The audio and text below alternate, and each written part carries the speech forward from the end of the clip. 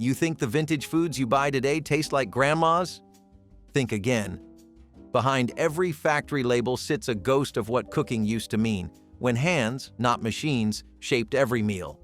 Let's dig into 30 vintage foods that are not made like they used to be. Bread was once the centerpiece of the home kitchen, baked fresh each morning with nothing more than flour, water, yeast, and salt. Grandmothers kneaded dough by hand, feeling for the exact moment when the gluten developed and the texture turned smooth. The loaves rose slowly in warm corners of the kitchen, sometimes taking half a day before they were ready for the oven. When they emerged, the crust crackled and the interior was soft, chewy, and fragrant with wheat and yeast. That bread lasted only a few days before going stale because it contained no preservatives. Today's store-bought bread sits on shelves for weeks, pumped full of calcium propionate, sodium stearoyl lactylate, and chemicals designed to extend shelf life rather than enhance flavor. The texture is uniformly soft and spongy, engineered for convenience rather than satisfaction. What we've gained in convenience, we've lost in character. The crust that shattered between teeth, the crumb that demanded chewing, the aroma that announced itself through the house. Ice cream was once a labor of love that brought entire families together on summer afternoons. The process began with fresh cream, eggs, sugar, and real vanilla beans scraped by hand into a custard base cooked slowly until thickened. This mixture was poured into wooden buckets surrounded by rock salt and ice, then churned by hand for what felt like hours. Children took turns cranking the handle, their arms growing tired as the cream transformed into something dense and luxurious. The finished product was rich, intensely flavored, and disappeared quickly because it couldn't be stored for long. Today's commercial ice cream is whipped full of air to increase volume, stabilized with guar gum and carrageenan, and flavored with artificial vanillin instead of real vanilla. The texture is lighter and fluffier, designed to scoop easily straight from the freezer.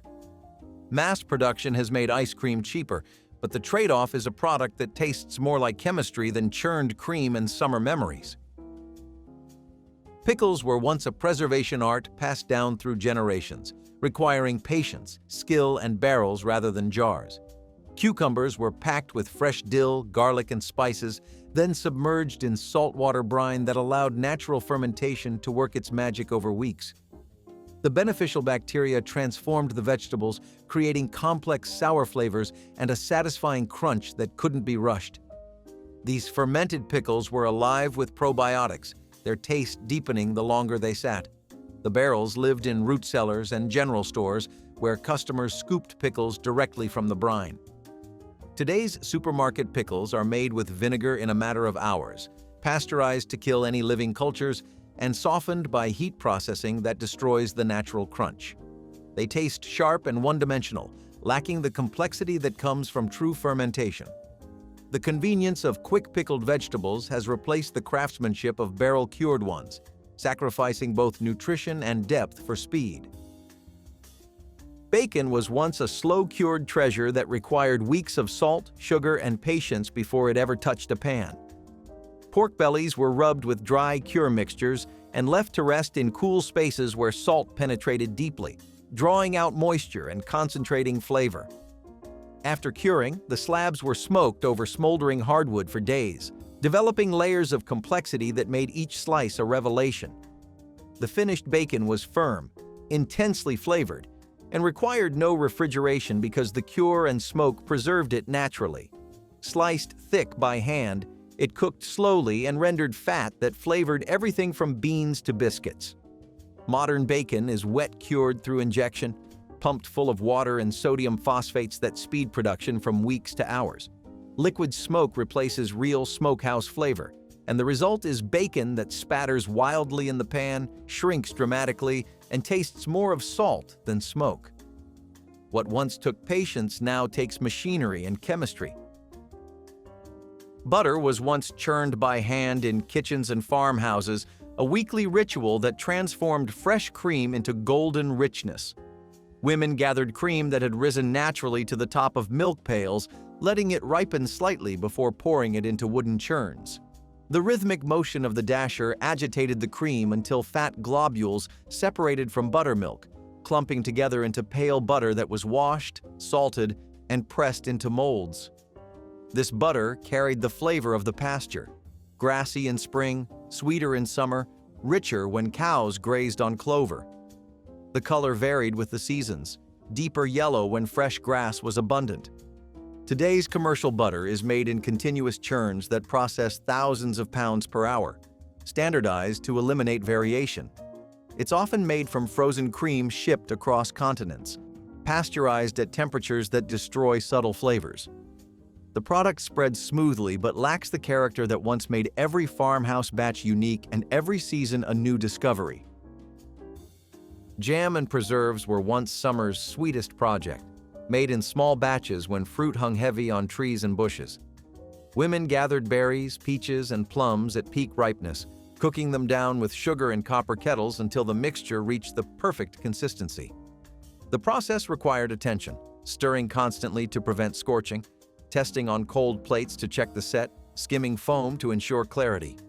Jars were sealed with paraffin wax and stored in pantries where they glowed like jewels through winter months. Each batch captured the essence of a specific orchard or berry patch, tasting of place and season. Today's commercial jams are made from fruit concentrates, pectin, and high fructose corn syrup, cooked in industrial vats with precise temperature controls. The flavor is uniform and predictable, sweeter than fruity, designed for shelf stability rather than satisfaction. Mass production has erased the variations that once made every grandmother's jam distinctive. Sauerkraut was once a winter survival food, fermented in crocks that sat in cellars for months while bacteria worked their slow transformation. Cabbages were shredded by hand using wooden mandolins, salted generously, and packed tightly into stoneware vessels where they released their juices. Weights held the cabbage beneath the brine, while wild bacteria converted sugars into lactic acid. The process took weeks or months, developing layers of tangy complexity and creating a living food rich with probiotics. Families opened crocks throughout winter, ladling out portions that had grown more flavorful with age. Today's supermarket sauerkraut is pasteurized to extend shelf life, killing the bacteria that made it nutritious. It's often made with vinegar to speed production, bypassing fermentation entirely. The result is flat, one-dimensional sourness without the depth that comes from true bacterial transformation, a pale imitation of the living food that once sustained generations through lean winter months. Chicken was once a special occasion protein, raised slowly in backyards where birds scratched through dirt and grass for insects and seeds. Heritage breeds like Barred Rocks and Rhode Island Reds took 4 to 6 months to reach slaughter weight, developing firm flesh and rich flavor along the way. A single bird was precious enough to warrant Sunday dinner status, roasted whole with reverence and carved at the table. The meat had texture that required actual chewing, with dark meat that tasted of iron and fat that turned golden when rendered. Today's commercial chickens reach market weight in just 6 weeks, bred for breast size rather than flavor. They're raised in confinement without sunlight or exercise, fed antibiotics to prevent the diseases that crowding causes. The meat is pale, mushy, and bland, requiring brining, injecting, and heavy seasoning to simulate what once came naturally from a bird that lived like a bird. Apple cider was once the taste of autumn itself, pressed fresh at local mills from orchards that grew heirloom varieties now nearly forgotten. Farmers hauled wagon loads of Baldwins, Northern Spies, and wine saps to community presses where the fruit was ground and squeezed. The juice ran cloudy and thick, sweet and tart simultaneously, with complexity that came from blending different varieties. It was sold unpasteurized and consumed quickly, fermenting slightly if left too long, which many considered an improvement. Children drank it fresh from the press, their lips sticky with natural sugars. Today's commercial apple juice is made from concentrate, often imported, pasteurized at high temperatures that destroy enzymes and flatten flavor. The product is clear, uniform, and stripped of the particles that carried nutrition and character. What remains is sugar water with apple flavoring, a ghost of the murky, complex beverage that once defined fall in farming communities. Peanut butter was once made simply by grinding roasted peanuts until they released their oils and turned creamy. Health food stores offered fresh ground versions where customers watched peanuts transform into butter before their eyes. The product separated naturally, requiring stirring before use, and spoiled relatively quickly because it contained nothing but peanuts. The flavor was intensely nutty, the texture slightly grainy, and the aroma filled rooms with the smell of roasted legumes. Children grew up knowing that real peanut butter needed mixing and refrigeration. Today's mainstream peanut butter is stabilized with hydrogenated oils that prevent separation but create trans fats. Sugar is added to appeal to modern palates trained toward sweetness, and salt masks the blandness of lower-quality peanuts. The texture is artificially smooth, the flavor muted, the convenience emphasized over nutrition. What once required 2 ingredients now requires 4 or more, and what once tasted of peanuts now tastes of processing. Honey was once harvested from wild hives or backyard apiaries, coming straight from the comb with all its pollen, enzymes, and natural complexity intact. Beekeepers extracted it by crushing honeycomb and straining through cheesecloth, leaving behind a thick, cloudy liquid that crystallized naturally over time. Each batch tasted different depending on what flowers the bees had visited. Clover honey tasted nothing like buckwheat, and wildflower varieties changed with the seasons. Raw honey contained propolis and royal jelly traces, compounds believed to carry medicinal properties. The texture was thick and sometimes grainy, requiring patience to pour and spread. Today's commercial honey is heated and ultra-filtered to remain clear and pourable, removing the pollen that once identified its origin and the enzymes that made it special.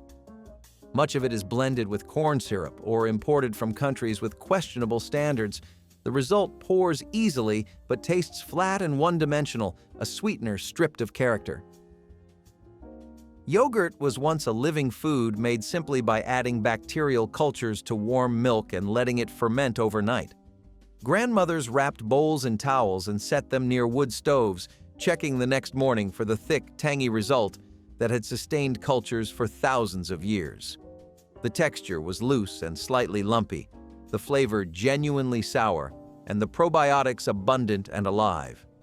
Some families kept mother cultures alive for generations, passing down the same bacterial strains like heirlooms. The yogurt separated naturally, with whey pooling on top to be stirred back in or drained for thicker texture. Today's commercial yogurt is thickened with gelatin, pectin, or milk protein concentrates rather than proper fermentation.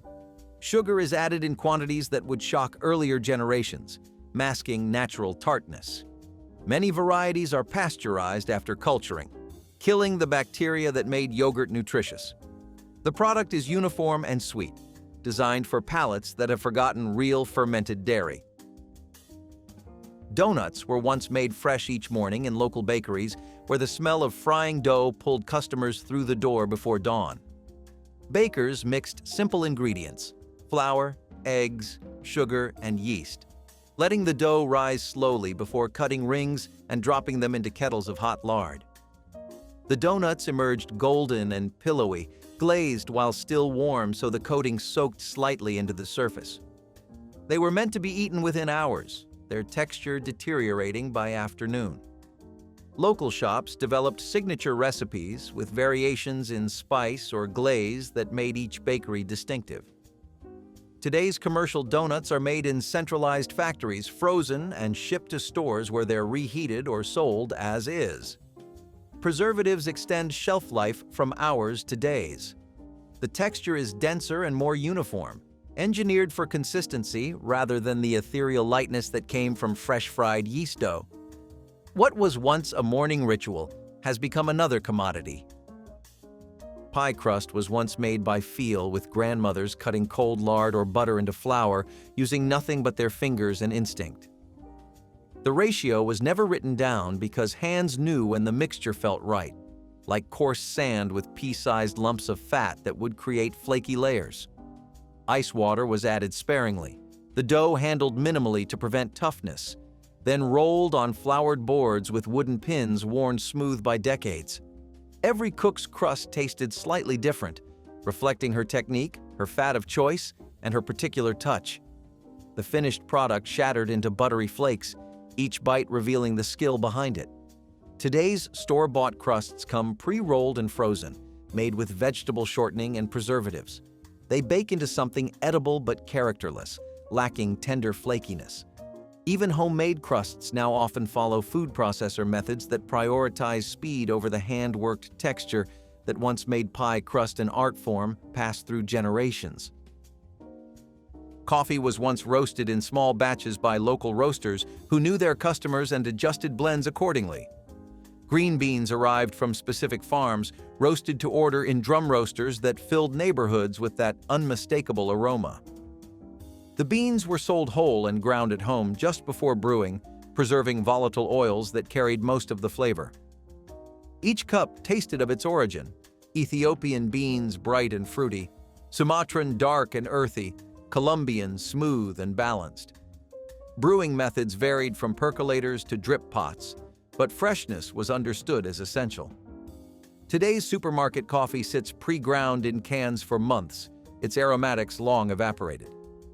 Mass roasting prioritizes consistency over character, blending beans from multiple origins into uniform blandness. The result requires flavored creamers and sweeteners to make it palatable, masking rather than celebrating the bean. What was once a craft connecting farmer to roaster to consumer has become industrial commodity. Oatmeal was once a dish that required time and attention, made from whole oat groats or steel-cut oats that simmered for 30 minutes or more on the back of the stove. The texture was chewy and substantial, each grain distinct yet bound together by the starches released during cooking. Families made large pots that lasted several days, reheating portions each morning with milk or cream and perhaps a drizzle of molasses. The flavor was nutty and complex, filling enough to fuel farm work or factory labor through long mornings. Children grew up understanding that breakfast required patience and that good food took time. Today's instant oatmeal cooks in 90 seconds with boiling water, pre-cut so fine that texture disappears entirely into mush. Sugar and artificial flavors mask the blandness of over-processed oats. The convenience is undeniable, but the trade-off is a food so far removed from its origins that it barely resembles what once sustained generations through hard physical work. Cornbread was once baked in cast-iron skillets preheated until smoking hot, creating a crust that crackled and shattered with every bite. Southern cooks used stone-ground cornmeal that still contained the germ and bran, giving the bread a coarse texture and genuine corn flavor. The batter was simple: cornmeal, buttermilk, eggs, and lard or bacon drippings, mixed quickly and poured into the sizzling skillet. No sugar was added in traditional versions. The natural sweetness of good cornmeal was sufficient. The bread baked fast in hot ovens, emerging with a golden top and a bottom crust almost caramelized by the hot fat. Each cook's cornbread was different, reflecting her cornmeal source, her fat preference, and her particular hand. Today's boxed mixes use degerminated cornmeal for shelf stability, add sugar for sweetness, and produce a cake-like texture that would be unrecognizable to earlier generations. What was once a simple bread of stunning flavor has become another sweetened convenience product. Sausage was once made during fall butchering, when families transformed entire hogs into preserved meats that would last through winter. Scraps and trimmings were ground by hand, seasoned with salt, pepper, sage, and closely guarded spice blends, then stuffed into natural casings made from intestines. The mixture was hung in smokehouses for days, developing flavor that no modern method can replicate. Each family's recipe was distinctive, passed down through generations. Country stores sold local sausage that tasted of the region, spicier in some areas, heavier on sage in others.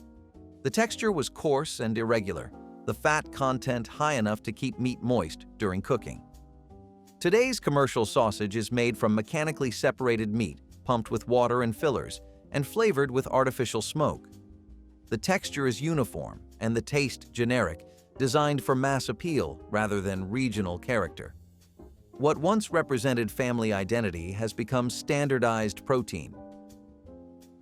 Jerky was once made by slicing lean meat thin, rubbing it with salt and spices, and drying it slowly over low fires or in the open air. Native peoples perfected this preservation method over thousands of years, creating portable protein that sustained hunters and travelers for weeks without refrigeration. The process took days, the meat shrinking and concentrating as moisture evaporated, developing intense flavor and chewy texture. Each batch reflected its maker's preferences, some heavily peppered, others smoked over specific woods, all made with care and patience.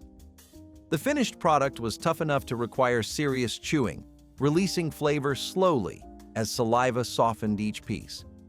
Today's commercial jerky is made from restructured meat formed into uniform strips, loaded with sugar, soy, and liquid smoke, then dried quickly in industrial ovens. Preservatives and nitrates maintain color and extend shelf life. The texture is softer, the flavor sweeter, the connection to traditional preservation methods entirely severed.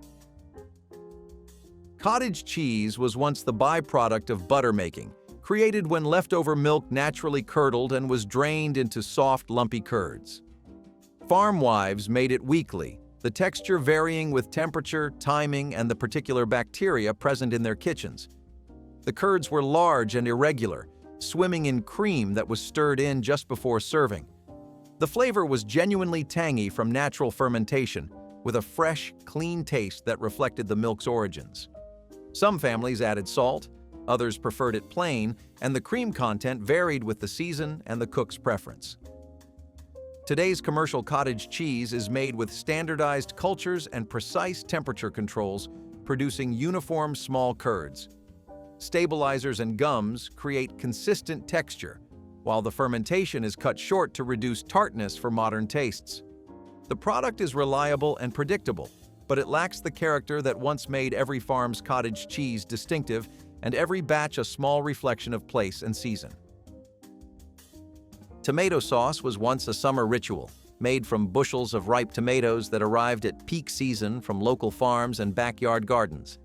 Women gathered in kitchens to blanch, peel, and crush the fruit, cooking it down in large kettles until it thickened into rich sauce fragrant with basil, garlic, and oregano. The process took entire days, filling homes with steam and the unmistakable smell of simmering tomatoes. Jars were filled, sealed, and stored in pantries where they glowed ruby red through winter months. Each batch tasted of the specific tomatoes used, some sweeter, some more acidic, all carrying the essence of summer sun. Today's commercial tomato sauce is made from paste reconstituted with water, flavored with dried herbs and citric acid. The taste is uniform and often tinny, lacking the brightness that came from truly ripe fruit processed at its peak. What once connected families to seasons and gardens now comes from cans that could have been filled anywhere. Crackers were once baked in local bakeries from simple ingredients: flour, water, salt, and perhaps a bit of lard for tenderness. They emerged from ovens crisp and flaky, meant to be eaten within days before they went stale. Each bakery had its own recipe, creating subtle variations in thickness, saltiness, and texture that made customers loyal to particular shops. The crackers paired with cheese, soups, and stews, their simplicity allowing other flavors to shine. Children snacked on them plain, appreciating the satisfying snap and clean wheat flavor. Today's commercial crackers are engineered for months of shelf stability, loaded with preservatives and hydrogenated oils that keep them crisp indefinitely. The texture is uniform across every box and brand, designed in laboratories rather than kitchens. They taste more of salt and chemicals than wheat, serving as vehicles for toppings rather than foods worth eating alone. What was once fresh-baked simplicity has become another processed product. Maple syrup was once collected by farmers who trudged through late winter snow to tap sugar maples and gather sap in buckets hung from spouts. The sap was hauled to sugar shacks where it boiled for hours over wood fires, the steam rising as water evaporated and sugars concentrated. 40 gallons of sap became 1 gallon of syrup, a ratio that explained its precious value. The finished product carried subtle variations. Lighter early-season syrup tasted delicate, while late-season runs produced darker, more robust flavor. Families poured it over pancakes, used it in baking, and treasured it as liquid gold. Today, most pancake syrup contains no maple at all, just corn syrup flavored with artificial extract and colored with caramel. Even real maple syrup is often blended from multiple sources and graded for uniformity rather than celebrated for variation. The connection between tree, season, and table has been severed by industrial production that prioritizes consistency over character. Buttermilk was once the liquid left behind after churning butter, thin and tangy with a complex flavor that came from the natural fermentation of cream. Farm families drank it straight, used it in baking, and valued it as a byproduct that cost nothing yet delivered genuine nutrition. The taste was sour and refreshing, with undertones that varied depending on how long the cream had ripened before churning. Biscuits made with real buttermilk rose higher and tasted richer than those made with plain milk. The acidity tenderized proteins and activated leavening in ways that created distinctive texture. Today's commercial buttermilk is manufactured by adding bacterial cultures to skim milk, creating a thickened product that resembles traditional buttermilk but lacks its complexity. The flavor is one-dimensional sourness without the depth that came from actual butter production. Most modern cooks have never tasted real buttermilk, accepting the substitute without knowing what generations considered essential. Lard was once the cooking fat of choice in American kitchens, rendered from pork fat during fall butchering and stored in crocks that lasted through the year. Women processed the fat slowly over low heat, straining it into pure white shortening that gave pie crusts their legendary flakiness. The flavor was clean and neutral when properly rendered, enhancing rather than masking other ingredients.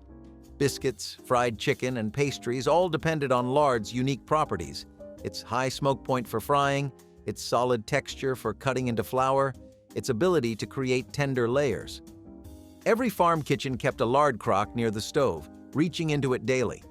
Today, lard has been replaced by vegetable shortening and seed oils marketed as healthier alternatives, though recent research questions those claims. Commercial lard, when available, is often hydrogenated for shelf stability. The ingredient that built American baking has largely disappeared from home kitchens. Ketchup was once a fermented condiment made from ripe tomatoes, vinegar, and spices, cooked slowly until thick and complex. Home cooks created versions that varied widely, some spicier, others sweeter, all carrying the taste of actual tomatoes. The condiment required good fruit and patient cooking, developing depth through reduction rather than additives. It accompanied meats and eggs as a tangy counterpoint, its acidity cutting through richness. Families bottled their own during tomato season, each jar reflecting personal preference and available ingredients. Today's commercial ketchup is made from tomato concentrate, high-fructose corn syrup, and distilled vinegar. The sugar content rivals candy, masking the tomato flavor beneath sweetness. The product is uniform across brands, engineered for mass appeal rather than genuine flavor. What was once a way to preserve summer's bounty has become sugar sauce with tomato coloring. Mustard was once ground fresh from seeds mixed with vinegar or wine and prepared in small batches that carried genuine heat and complexity. Different regions developed distinctive styles: sharp English mustard, smooth Dijon, grainy country versions, each reflecting local preferences. The condiment was potent enough that small amounts delivered real flavor impact, its heat coming from compounds released when seeds were crushed. Home cooks made their own, controlling texture and intensity to suit family tastes. The flavor was bright and sinus-clearing, a genuine counterpoint to rich meats. Today's yellow mustard is made from mild seeds, turmeric for color, and stabilizers for texture, producing a product so tame it can be consumed by the tablespoon. The heat has been bred out and processed away. What once demanded respect as a powerful condiment has become background flavor barely worth noticing. Vinegar was once a living product, created through slow fermentation that transformed wine, cider, or other alcohols into complex acids over months or years. Mothers of vinegar, gelatinous cultures of beneficial bacteria, were kept alive for generations, passed between neighbors like treasures. The resulting vinegars carried the character of their source materials, with apple cider vinegar tasting distinctly of apples and wine vinegar reflecting the grapes. Each batch developed depth through patient aging. Home cooks used these vinegars for pickling, dressing, and preservation. Today's commercial vinegar is made through industrial processes that complete in hours what once took months. The product is standardized to precise acidity, stripped of complexity. Distilled white vinegar contains no trace of its origins, just acetic acid and water. The living cultures that once gave vinegar character have been replaced by sterile efficiency. Canned vegetables were once preserved at home during harvest season, when families gathered to process the garden's bounty before frost arrived. Women packed green beans, tomatoes, corn, and peas into glass jars, processing them in water baths or pressure canners that sealed in freshness. Each jar represented summer's abundance, stored in root cellars for lean months ahead. The vegetables tasted of the gardens they came from, preserved at peak ripeness with nothing but salt and water. Opening a jar in February brought back August.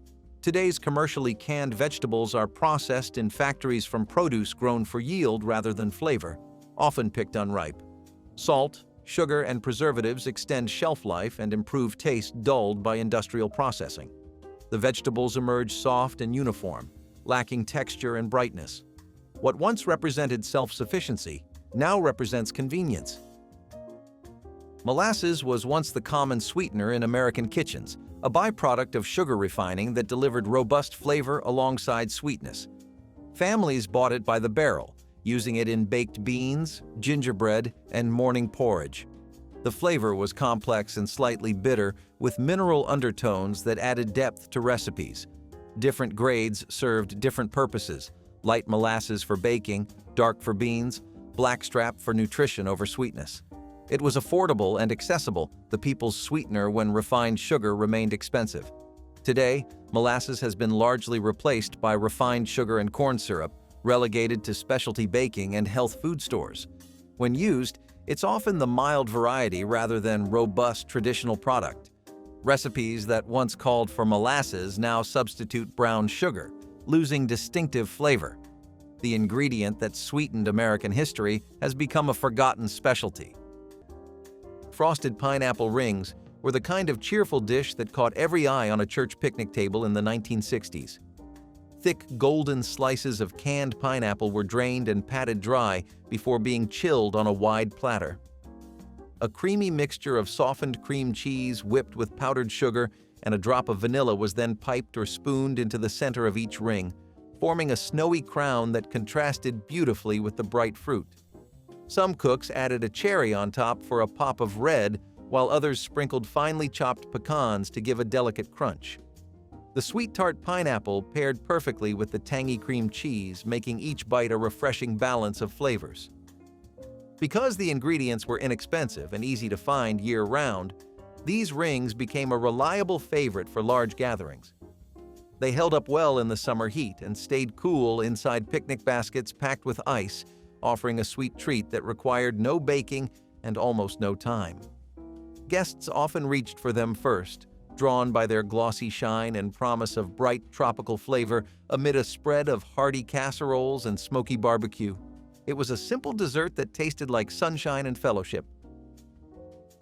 Celery and pimento cream. Sandwich brought a cheerful burst of color to lunch tables across mid-century America, with crisp diced celery folded into soft cream cheese, dotted with vivid red pimentos. For a bite that was both crunchy and creamy in perfect balance, the mild heat of the pimento gave the filling a lively spark, while the celery kept each mouthful refreshing and light. This was a favorite at bridge parties and Sunday luncheons because it could be prepared hours ahead without losing its texture. And it looked beautiful, sliced into neat rectangles on silver trays. Women's magazines of the 1940s promoted it as an elegant yet economical option since both celery and canned pimentos were inexpensive, and widely available hosts loved how the sandwich appealed to children and adults alike, offering a vegetable-forward treat that still felt indulgent. Though it has vanished from most modern menus, the celery and pimento cream sandwich remains a bright reminder of creative home cooking that turned simple produce into something worthy of celebration. Ham and cheese biscuit sandwiches turned leftovers into a satisfying handheld meal that tasted like a weekend treat even on the busiest night. Flaky biscuits baked from a can or quickly mixed from scratch rose high in the oven while slices of baked ham warmed in a skillet. As soon as the biscuits were golden, they were split open and layered with the savory ham and slices of sharp cheddar or mild American cheese. A few minutes back in the warm oven melted the cheese into a gooey blanket that glued everything together. The salty ham, buttery biscuit, and rich cheese made a perfect combination that required no side dish and no long wait. For families coming home late, this sandwich was both supper and comfort, a way to turn yesterday's roast into tonight's fast feast. Children grabbed them hot from the tray, and the memory of that warm bite remains an echo of efficiency and home-style pleasure. Orange cream sandwich brought a gentle dessert-like sweetness to the lunch table by blending fresh orange zest and juice with softened cream cheese until the filling became light, fragrant, and smooth spread between thin slices of white bread. It offered a citrus burst that brightened afternoon teas and school lunches alike. Families loved its refreshing flavor during warm weather and appreciated how quickly it could be prepared using only basic ingredients. Women's magazines of the 1940s praised it as a way to add variety to children's meals without extra cost, while adults enjoyed it as a simple treat. After a light supper, its cheerful color and delicate aroma made it a favorite for spring gatherings, and it often appeared alongside lemonade and sponge cake on picnic blankets. Although it has largely disappeared from modern kitchens, the orange cream sandwich stands as a testament to the creativity of home cooks who could transform everyday fruit and dairy into something quietly delightful and memorable. Pickled watermelon rind. Relish turned what many would throw away into a bright, tangy condiment that lifted every sandwich on the table. After the sweet red fruit was eaten, the firm white rinds were peeled, cubed, and simmered with vinegar, sugar, mustard seeds, and a pinch of cinnamon until they softened, yet kept a pleasant bite. The mixture was packed into jars and chilled, developing a flavor that balanced sweet and sour with a whisper of spice. On picnic day, it was spooned over pulled pork sandwiches, spread across hot biscuits, or served alongside fried fish, where its crispness cut through the richness perfectly. Elders smiled, remembering how this recipe saved money and honored a tradition of wasting nothing, while younger guests were amazed that something so flavorful could come from what most considered scraps. Its bright yellow-green color and lively taste made it a star of the condiment table, and a story every cook was proud to share.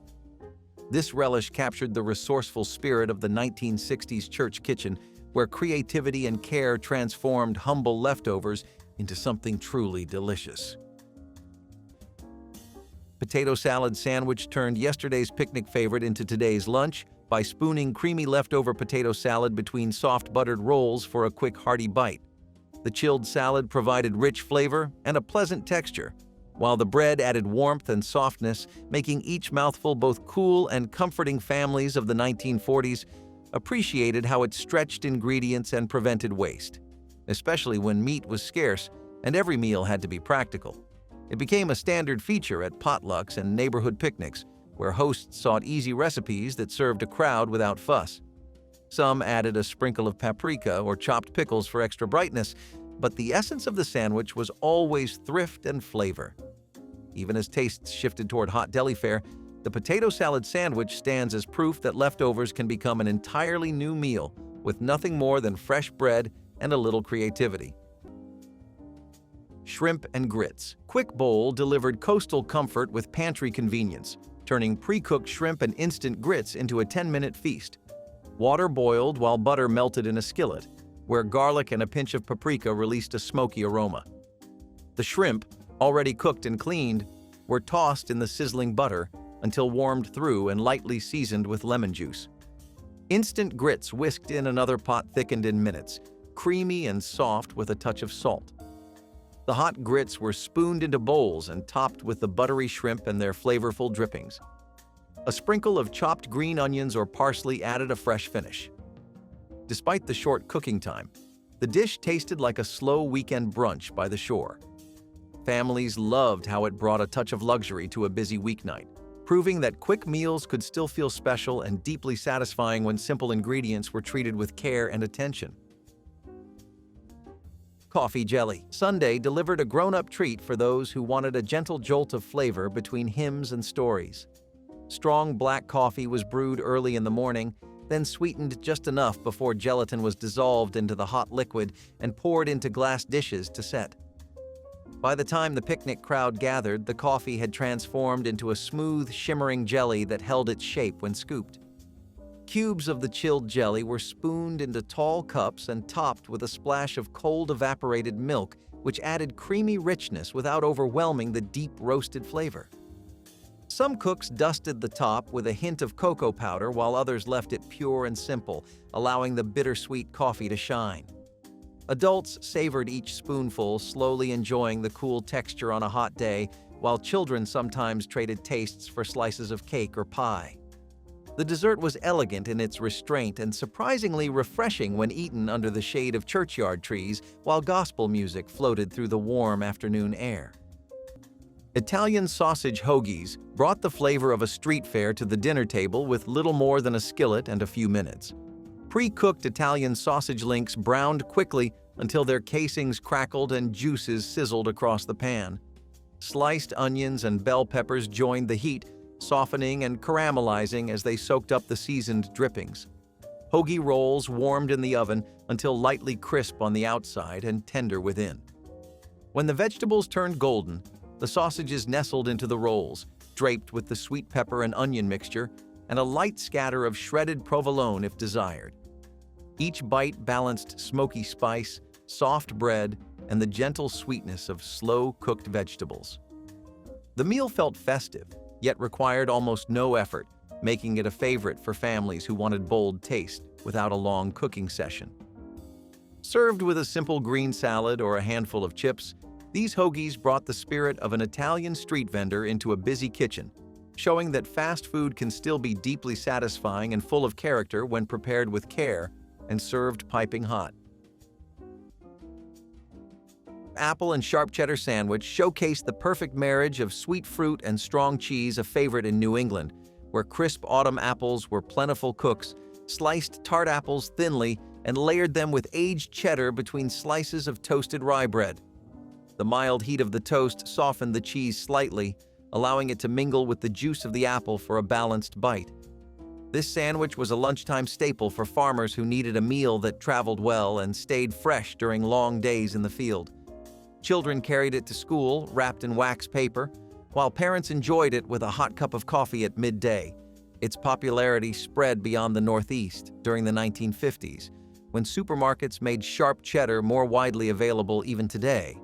The combination of sharp, savory cheese and crisp, sweet apple stands out as a timeless example of how simple regional ingredients can create a sandwich that feels both rustic and refined without any unnecessary extras. Beef and onion sandwich spread proved that deli leftovers could turn into a hearty supper in almost no time.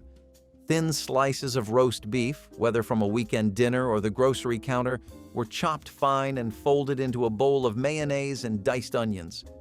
A splash of Worcestershire sauce and a pinch of black pepper added depth, while the onions provided crunch and a sharp bite. The mixture chilled for just a few minutes while bread toasted and plates were set. Then it was piled thick between slices of rye or soft white sandwich bread. Some families liked a layer of crisp lettuce for freshness, while others spooned the spread onto crackers for an easy snack that still felt like a meal. It stretched a small amount of beef into several servings, saving both time and money while still tasting indulgent. Each bite combined creamy texture with savory meat and a gentle onion heat, the kind of simple pleasure that keeps everyone coming back for seconds. Quick to make, rich to eat, this spread turned odds and ends into a dinner worth remembering, proving that thrift and flavor can happily share the same table. Prune and walnut pinwheels combined natural sweetness with hearty texture in a cookie that seemed far fancier than its humble origins. Pitted prunes were simmered briefly and mashed into a smooth paste, sweetened with a touch of honey and a splash of lemon juice. Chopped walnuts were stirred in for a pleasant crunch. This filling was spread across a sheet of tender pastry dough which was rolled tightly into a log and chilled until firm. Slices were cut into neat spirals and baked until golden brown, filling the air with a warm, fruity aroma. The finished pinwheels offered a balance of rich nuts and mellow fruit that paired beautifully with coffee or sweet tea. They packed well in tins lined with wax paper and stayed moist even after a day in the summer heat. Elders appreciated their old-world flavor, while younger guests enjoyed the pretty swirls and chewy bite. These cookies represented the care and creativity of home bakers who turned simple dried fruit and pantry staples into something elegant enough for any church gathering. Date and orange marmalade sandwich combined the deep caramel sweetness of cooked dates with the bright citrus zing of orange marmalade to create a filling that tasted like sunshine captured between two slices of wheat bread. Home cooks discovered it through women's magazines in the 1940s when sugar shortages made dates a practical, natural sweetener. The marmalade added a fragrant bitterness that balanced the richness of the dates, turning each bite into a layered experience of sweet tart and slightly bitter flavors, often served at afternoon teas and bridal showers. The sandwich brought a touch of elegance without expensive ingredients. Its vibrant color and unique taste impressed guests who expected plain fare, but instead found something sophisticated. It kept well without refrigeration, which made it ideal for picnics and train journeys. Though rarely seen today, the date and orange marmalade sandwich remains a reminder of a time when simple pantry staples could become a striking treat worthy of any gathering. Fish stick. Po' boy brought a taste of the Gulf Coast to busy kitchens using only what sat in the freezer. Packaged fish sticks baked or pan-fried until their coating turned golden and crunchy, while soft sandwich rolls warmed in the oven. Tartar sauce was stirred together with chopped pickles, a squeeze of lemon, and a little mustard, filling the kitchen with a tangy scent. Shredded lettuce and thin tomato slices waited on the counter, ready to add freshness and color. As soon as the fish sticks finished, they were stacked inside the rolls, drizzled with the cool sauce, and topped with the crisp vegetables. The contrast of hot, flaky fish and chilled toppings tasted like a seaside lunch, even on a weeknight far from the water. In less than 15 minutes, a handful of inexpensive ingredients became a meal that felt special, making families forget how quickly it came together. Every crunchy bite delivered the carefree feeling of a coastal vacation without leaving the house, a reminder that a freezer staple can still capture the spirit of a faraway kitchen when imagination and hunger meet. Hot slaw. Sandwich turned leftover cabbage into a warm and hearty meal that fit perfectly with the frugal habits of the Great Depression. Families would shred cabbage, onions, and carrots, then cook them down with vinegar, sugar, and a hint of mustard until the mixture became tender and tangy. This hot slaw was piled generously onto buttered buns or thick slices of bread, making a filling dinner when meat was out of reach. The heat of the slaw softened the bread slightly, creating a comforting texture that felt indulgent. Despite its simple ingredients, diners and boarding houses across the Midwest served it as a reliable daily special, while home cooks appreciated how it stretched a small garden harvest into a satisfying supper. Its aroma of sweet and sour cabbage would fill the kitchen and invite everyone to the table long after those lean years ended. The memory of that steaming sandwich lingered as proof that thrift and taste can live side by side. Raspberry vinegar. Spritzer refreshed thirsty guests with a balance of sweet fruit and tangy bite that felt both old-fashioned and new. Church ladies steeped fresh raspberries in cider vinegar and sugar for several days, creating a ruby-red shrub syrup that sparkled like stained glass in the sunlight. When picnic day arrived, they strained the mixture and poured it over tall glasses of crushed ice, then topped each serving with cool well water or fizzy mineral water. The first sip was brisk and lively, tart enough to wake the senses yet mellowed by the natural sweetness of the berries. Children loved the jewel color, while adults appreciated how the drink cut through the richness of fried chicken and buttery casseroles spread across the tables. Because it required only a few ingredients and could be made well ahead, it became a trusted recipe for gatherings where people lingered for hours in the summer heat. It carried the gentle memory of colonial shrubs and old kitchen wisdom, a link between generations that reminded everyone how simple ingredients could create something remarkable and worth passing on with pride. Steak tips with garlic butter turned small pieces of beef into a dinner that tasted far more luxurious than the clock allowed. Bite-sized cubes of steak were seasoned with salt and pepper, then seared quickly in a smoking hot skillet until browned on the outside and just tender within. As the meat rested for a moment, butter melted in the pan with minced garlic and a handful of fresh parsley, creating a sauce that smelled like a steakhouse. The sizzling butter was poured back over the meat, coating every piece in rich, garlicky flavor. Served over toast, rice, or even plain with a side of vegetables, the dish offered restaurant-style indulgence in the time it took to set the table. Families loved how a modest amount of beef could feel like a feast, and the sound of butter hitting the hot pan became a signal that the day's work was over and something delicious was ready. Horseradish gelatin squares provided a bold finish that sparked conversation long after the last hymn. Lemon gelatin was prepared according to package directions, then blended with finely grated horseradish and a touch of vinegar while still warm. The mixture was poured into a shallow pan and chilled until firm, then cut into tidy squares that shimmered like amber glass. The first bite delivered a sweet citrus start, followed by a sudden rush of heat that cleared the sinuses and surprised unsuspecting guests. Often served alongside cold meats or seafood salads, these squares balanced richness with an invigorating kick. They traveled well in coolers and remained firm even on hot days, making them practical for outdoor gatherings. Some churchgoers approached them with caution, but quickly grew fond of their lively flavor, appreciating how they awakened the palate after a table filled with hearty fare.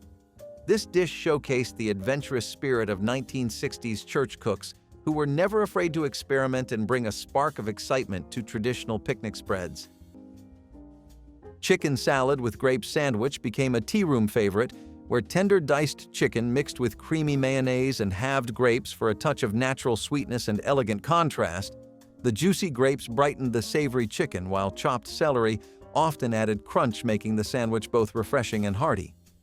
Women's magazines of the 1940s and 50s showcased it as the perfect luncheon choice for bridal showers and Sunday gatherings, using leftover roast chicken kept it economical. While grapes lent a touch of luxury, families loved how easily it could be made ahead and served, chilled on soft rolls or delicate finger sandwich slices.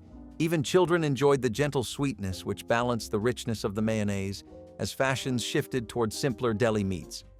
This refined combination faded from everyday menus, but it remains a timeless reminder of mid-century hospitality and the way a few well-chosen ingredients could elevate a simple sandwich into a meal that felt special without being extravagant.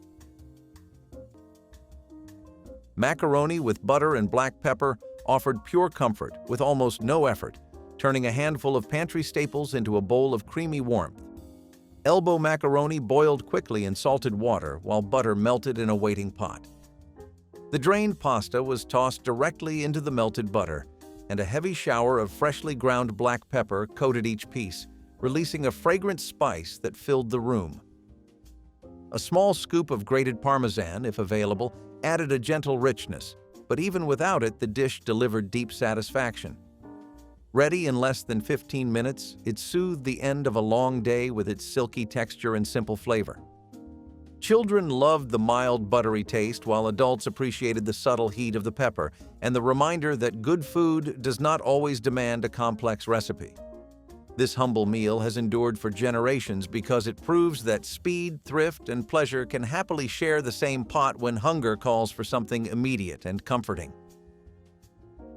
Chocolate potato candy fascinated guests who could not believe that mashed potatoes could hide inside such a decadent sweet.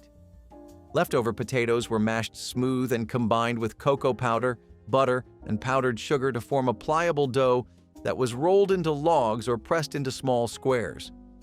The mixture set quickly and sliced clean, revealing a rich chocolate flavor with a subtle earthy depth. Some cooks added chopped nuts or coconut for extra texture, while others drizzled a thin glaze of melted chocolate to create a glossy finish. This candy required no baking and made use of ingredients already in most kitchens, proving that a touch of imagination could turn everyday staples into a treat fit for a celebration. Children were delighted by the story behind it, and adults enjoyed the surprising moistness that kept each bite tender even in the summer sun. It became a treasured recipe to share among friends, a reminder that thrift and creativity often lead to the most memorable flavors on a crowded picnic table. Anchovy and egg sandwich offered a bold coastal flavor that appealed to those who loved a briny bite. Finely chopped anchovies were blended with butter and mashed hard-cooked eggs, creating a creamy, salty spread that was both rich and nourishing. This hearty mixture found popularity in port cities and immigrant neighborhoods where tinned anchovies were inexpensive and plentiful. Families appreciated the protein boost during the lean war years, while diners enjoyed the unique taste that stood out among milder lunch offerings. A squeeze of lemon or a pinch of black pepper often rounded out the filling served on rye or crusty white bread. It provided a satisfying lunch that required no refrigeration and little effort. By the 1950s, changing tastes and a move towards sweeter, milder flavors pushed it aside. But the anchovy and egg sandwich still carries the memory of an era when bold ingredients and simple preparation came together to create something unforgettable and full of character. Cornmeal. Crusted catfish fillets brought the taste of a southern fish fry to the table in minutes, turning thin fillets into golden perfection. A simple dredge of cornmeal seasoned with salt, pepper, and a hint of cayenne coated the fish, while oil heated in a cast-iron skillet. As soon as the fillets touched the pan, they sizzled and released a savory aroma that promised a feast. In only a few minutes, each side crisped to a deep golden brown, while the flesh stayed tender and flaky. Remember those working man's dinners you could make in just 10 minutes after a long day on the line? These dinners filled mid-century kitchens with quick heat, heavy plates, and the smell of hard work turning into comfort. What did those rushed but satisfying nights give us that slower meals never could? Meatball sub with jarred sauce turned a simple grocery shortcut into a filling dinner that satisfied every craving for Italian flavor without a long simmer. Pre-made meatballs went straight from the freezer into a skillet of bubbling jarred marinara, their aroma mingling with garlic and herbs as they heated through. Crusty sandwich rolls toasted under the broiler until the edges crisped and the centers stayed soft. As soon as the meatballs were hot and coated in rich sauce, they were spooned into the warm rolls and showered with shredded mozzarella that melted instantly.